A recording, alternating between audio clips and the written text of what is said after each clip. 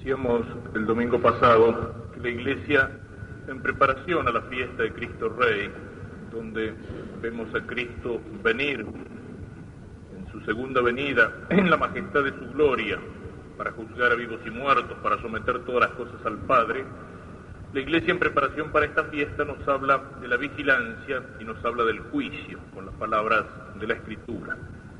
La segunda lectura, la de San Pablo, es un llamado a la vigilancia. Toma palabras que son casi las mismas de Cristo. El día del Señor vendrá como un ladrón en plena noche. Nos llama a estar alerta, a no confiar. El Evangelio, con la parábola de los talentos, nos habla del juicio. El Señor que parte de viaje y que reparte a sus servidores los talentos, y los reparte de una manera distinta. Los talentos, monedas de talentos de plata, talentos de oro, pero monedas de gran valor, y las entrega para ser administradas. Precisamente por esto, la palabra talento ha entrado en el lenguaje vulgar, para significar los dones o las cualidades que tiene una persona. Se dice que tiene mucho talento, o se dice que tiene talento para una cosa en particular. Tiene talento para la música, para la pintura, tiene talento para la mecánica. O sea, decir talento es lo mismo que decir cualidades. Y los talentos son dones del Señor, es decir, son dones de Dios.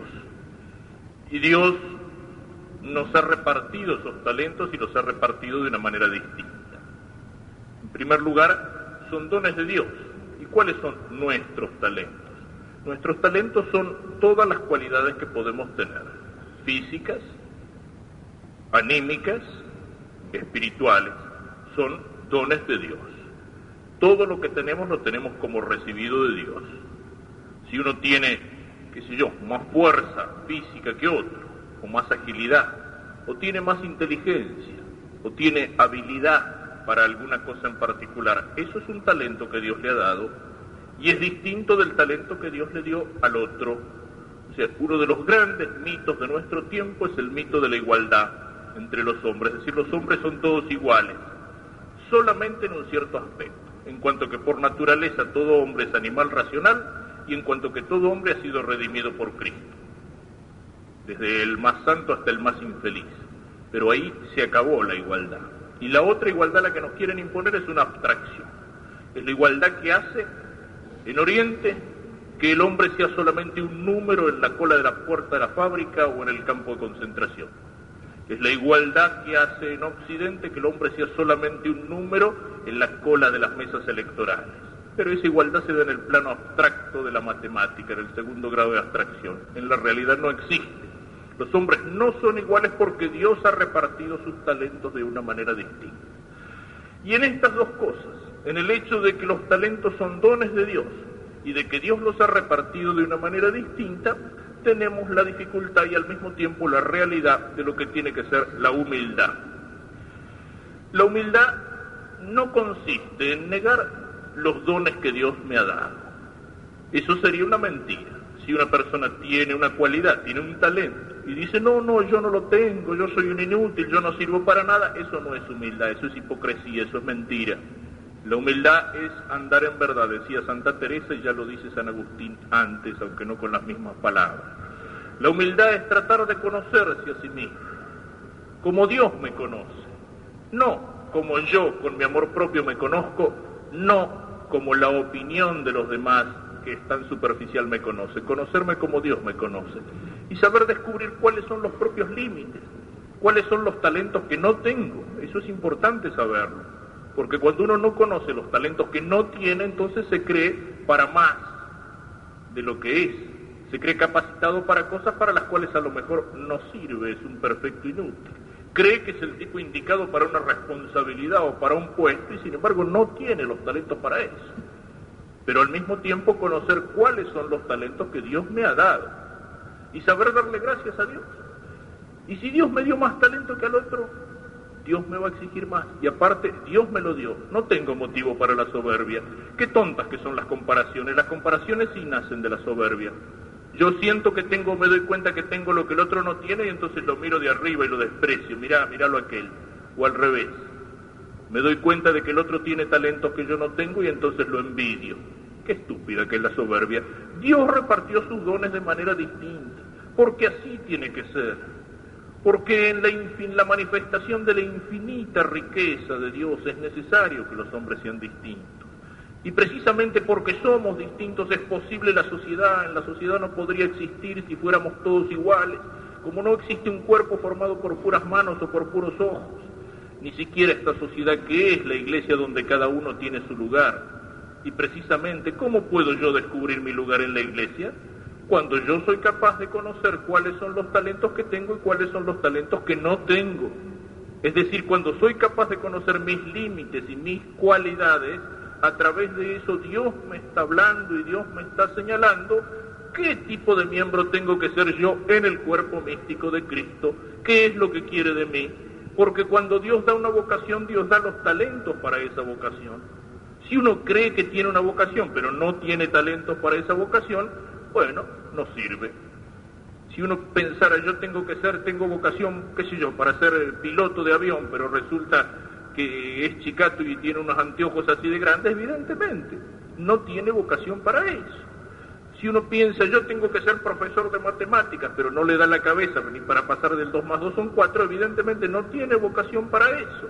Y así podríamos decir de todas las cualidades. A través de las cualidades que Dios me dio y de las que Dios no me dio, Dios me está señalando cuál es mi lugar en la sociedad y cuál es mi lugar en la iglesia y cuál es mi vocación particular.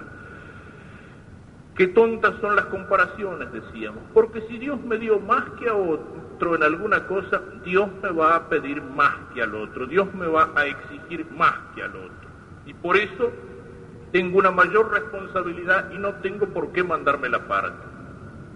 Hay algunas palabras en las epístolas de San Pablo donde nos parece que San Pablo estuviera lleno de orgullo y que se manda la parte, cuando dice, ¿quién más que yo? ¿Quién más que yo en aventuras, en naufragios, en persecuciones, en sufrimientos por Cristo? Pero no yo, sino la gracia de Cristo en mí. San Pablo tenía una clarísima conciencia de esto y San Pablo decía, ¿qué tienes que no hayas recibido? Todo lo que tengo lo tengo recibido de Dios.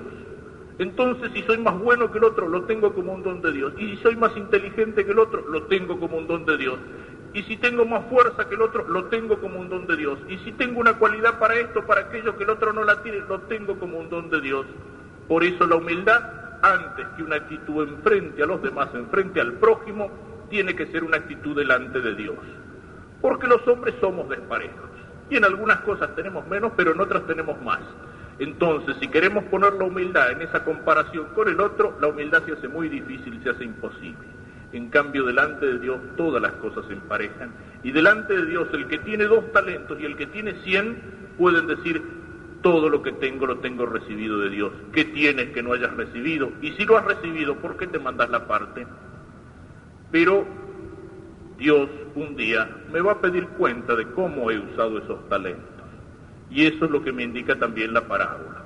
En el momento de la venida del Señor, el Señor me va a pedir cuenta. ¿Cómo has usado los talentos que te di? Y si el Señor me dio pocos talentos, me pedirá en proporción con lo que me dio. Y si el Señor me dio muchos talentos, me va a pedir también en proporción con lo que me dio. Mientras más talentos me dio el Señor, más me va a exigir. Por eso el tener muchos talentos o haber recibido del Señor más dones, no tiene que llevarnos a la soberbia, sino a la responsabilidad. Mientras más alto está uno, con más fuerza puede caer, con más ruido, con más estrépito. El Señor nos va a pedir cuenta de los talentos y nos va a juzgar de acuerdo a los talentos. Y de acuerdo a cómo hemos hecho fructificar o no fructificar esos talentos, tal será nuestro lugar del otro lado en la gloria.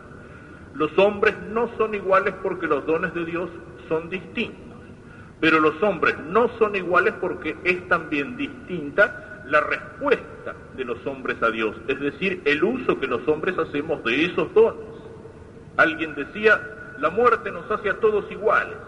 Macán, si por muerte entendemos que al final, después de un tiempo, terminamos siendo unas calaveritas más o menos parecidas, podría ser hasta un cierto punto.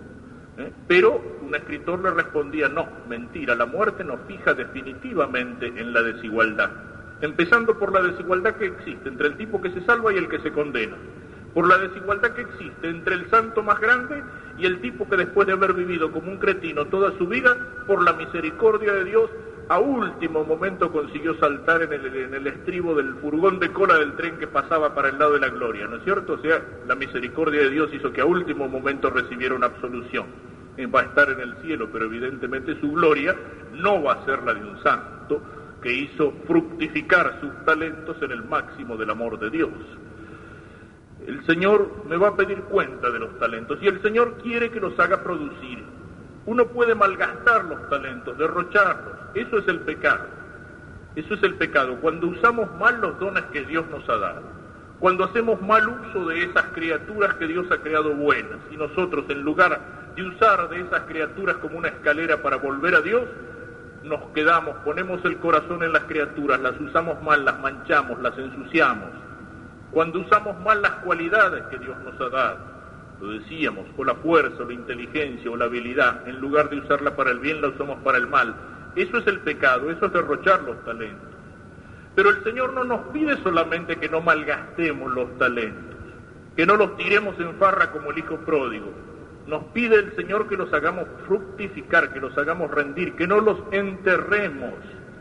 Y hay muchos que creen que son buenos simplemente porque no se tiran los talentos en una noche de farra. Y son aquellas personas que dicen, pero yo soy bueno, pero yo no hago mal a nadie, pero yo no robo, no mato, yo no hago macanas demasiado grandes y me acuerdo de darle a Dios lo que me pide de vez en cuando. Eso no basta, no basta vivir nuestra vida cristiana como haciendo equilibrio sobre el borde del precipicio, estarme fijando en los mandamientos, bueno, pero esto es obligatorio, pero es obligatorio estrictamente, es obligatorio bajo pecado mortal, bueno, entonces lo hago. O al revés, esto está prohibido o no está, estar caminando ahí sobre el límite de la exigencia, tanto como para, bueno, quedar bien con Dios y que Dios no me mande al infierno, no basta con eso. El cristiano no puede vivir así, en esa mediocridad, en esa tibieza, en ese equilibrio. El cristiano no puede ser un tonto, un cobarde, un mediocre, que por miedo, porque evidentemente usar bien los talentos exige riesgo, tiene algo de aventura la vida cristiana entonces. Pero si uno busca la vida cómoda, guardar, enterrar los talentos, darle a Dios el mínimo obligatorio, vivir la vida cristiana con el mínimo de compromiso y con el máximo de comodidad posible, eso es enterrar los talentos, y el Señor también me va a pedir cuenta de esos talentos que he enterrado en una vida cristiana floja, en una vida cristiana mediocre. El Señor me pide que haga fructificar los talentos y eso quiere decir que tengo que vivir mi vida cristiana con generosidad, no solamente para mí, sino con generosidad para los demás, con generosidad con la iglesia, con generosidad con las almas, con generosidad en el apostolado, con generosidad en la práctica y en el ejercicio de la caridad. Como Cristo hizo fructificar, como Cristo se entregó sin límites, como Cristo se entregó hasta el máximo. Dios que por nosotros se hizo hombre, Dios que por nosotros murió en la cruz, Dios que por nosotros está escondido en la Eucaristía, no hay límites en el amor de Cristo y así tiene que ser nuestra respuesta, generosa, entregada, sacrificada, no diciendo Señor, ¿qué es lo que estoy obligado a darte? Sino diciendo Señor, ¿cuánto puedo darte? ¿Qué más puedo darte? ¿Qué más puedo hacer por vos, Señor? Esa tiene que ser nuestra respuesta y sobre esa respuesta seremos juzgados. Pidámosle al Señor que nos ayude a entender esto, pidámoselo sobre todo por medio de la Santísima Virgen, que ella, que entre las criaturas humanas puede ser el modelo de la respuesta a Dios más total, más íntegra, más generosa. Ella puede ser el modelo de aquella que hizo fructificar al máximo los grandes talentos que había recibido del Señor para ser su madre y madre nuestra aquí en la tierra, que ella sea nuestro ejemplo, nuestro modelo y que ella nos dé fuerza, para que entonces sí, en el día de la venida del Rey, podamos escuchar aquellas palabras consoladoras, siervo bueno y fiel, entra en el gozo de tu Señor.